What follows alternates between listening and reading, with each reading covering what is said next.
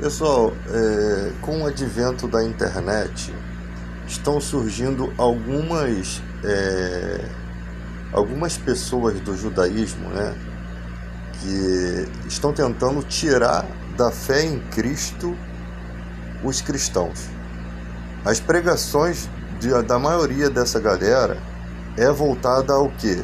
A tirar o conceito bíblico, né, o conceito do Espírito Santo da vida, principalmente dos jovens convertidos, pessoas que ainda não têm um certo conhecimento da palavra. Paulo teve um certo problema com os judaizantes, porque os judaizantes da época de Paulo eram aqueles que tinham se convertido a Jesus, mas ainda tinham algumas dificuldades em entender a nova aliança, né? Porque eu lembro de um texto em que eles queriam que os gentios fossem circuncidados para cumprir a lei de Moisés, para depois serem salvos. Sendo que Paulo diz: a nossa circuncisão é Cristo. Ela não é mais por meio de rituais. Jesus é mediador de um melhor concerto baseado em melhores promessas. Ele é sumo sacerdote eterno da ordem de Melquisedeque, não é da ordem levítica, para interceder para sempre por nós. O que as pessoas não compreendem é que há uma diferença enorme entre a antiga aliança e a nova aliança, né?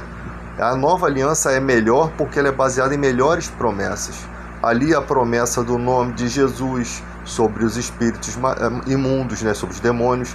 No conceito judaico não se tem consideração com o Jesus Cristo, né? Muitas vezes com o nome Jesus, tentam tirar o nome Jesus da questão cristã, sendo que nós conhecemos a Jesus por esse nome. Tentam tirar uma série de coisas, a ideia de que Satanás não é mal, ou a ideia de que Deus o fez mal, né? Deus o criou desta forma, sendo que a própria Bíblia diz que Deus é luz e não existe nele treva nenhuma. Como que Deus vai criar um ser para ser mal e depois vai condená-lo ao lago de fogo? Não tem lógica nisso. O que nós acreditamos é que Deus faz as coisas boas e permite com que elas se corrompam. Deus não interfere nessas questões, né? Você vê que o homem foi feito ali, o homem e a mulher foram feitos sem pecado, mas havia uma lei para que não tocasse daquele fruto. E Deus permitiu que eles vivessem conforme suas escolhas. Não posso dizer que é livre-arbítrio, mas é livre escolha. Você pode escolher obedecer ou não. O evangelho de Cristo sempre foi assim: você escolhe seguir ou não. Nunca é uma imposição. Então você percebe que existem essas questões. Hoje em dia, quando Jesus fala a narrativa de Jesus, quando foi questionado por que os discípulos de João Batista jejuavam e os de Jesus não jejuavam, dentro desse contexto Jesus fala que não coloca-se vinho novo em odres velho, pois eles se rompem, né? Ninguém que está tomando o vinho velho vai querer o novo. Por quê? Porque para ele o vinho velho é bom. Jesus está falando uma série de coisas, de diferenças. Por quê? Porque está entrando a nova aliança para os gentios, pessoas que não viviam nos costumes da lei. Na época antiga, para que se você quisesse servir a Deus, você se tornava um prosélito. Você tinha que se submeter aos rituais da lei. Na nova aliança não tem isso. Não há uma submissão aos rituais da lei. Quem quiser viver da lei, viva. Não tem problema, né? Mas vai se abster das questões da graça. Vai se abster de entendimento da graça.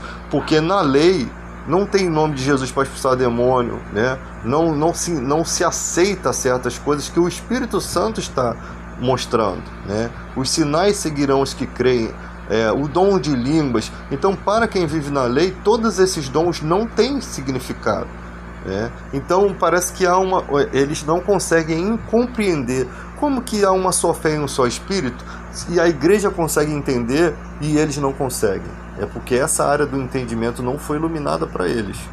Então eles precisam se submeter aos textos bíblicos. Estão tentando até dizer que a tradução da nossa Bíblia está errada, que eles têm uma nova tradução vindo de outros manuscritos, sendo que a nossa Bíblia chegou aqui com PhDs em teologia, que sondaram o texto, que trouxeram. Eles estão agora tentando manchar essa imagem. O problema deles, podem fazer o que quiser, que contra Deus nada se pode. Quando você lê o Salmo 103, fala que só Deus tinha poder para perdoar pecados. Isso lá no original, no texto. E Jesus vem e perdoa pecados. Então, mostrando que ele também é Deus, Deus Filho, lógico. E ali, quando ele fala, teus pecados estão perdoados, aí o fariseu fala, blasfêmia, só Deus pode perdoar pecados. Aí ele fala, para que vocês saibam que o Filho do Homem tem poder para perdoar pecado, levanta, toma o seu leito e anda. Então Jesus usou poder, autoridade em poder para mostrar para eles que ele também tinha poder para perdoar pecados. E só tem poder para perdoar pecados quem não tem pecado, né? Essa autoridade é de um ser divino, né? Quando Jesus questiona os fariseus, ele diz assim, a quem vocês pensam que Davi é filho? A quem vocês pensam que o Messias é filho? De Davi? Pois como então Davi o chama de Senhor? Disse o Senhor ao meu Senhor. Ele está citando um salmo. Disse o Senhor ao meu Senhor. Diz Yahvé ao meu Adonai. Então Jesus é citado como Senhor, como Deus. João, em 1 de João, ele diz, 1 de João 1, ele diz assim, ele estava no princípio com Deus. Todas as coisas foram feitas por ele e nada do que foi feito sem ele. Diz a Bíblia que nele habita corporalmente toda a plenitude de Deus, né? Então tem declarações muito fortes. Está escrito que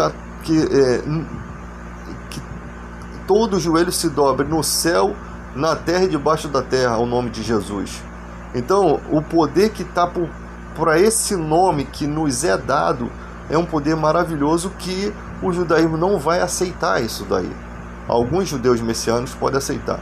Você pode pegar um professor de hebraico, você pode colocar numa live, se ele principalmente sendo evangélico, lógico.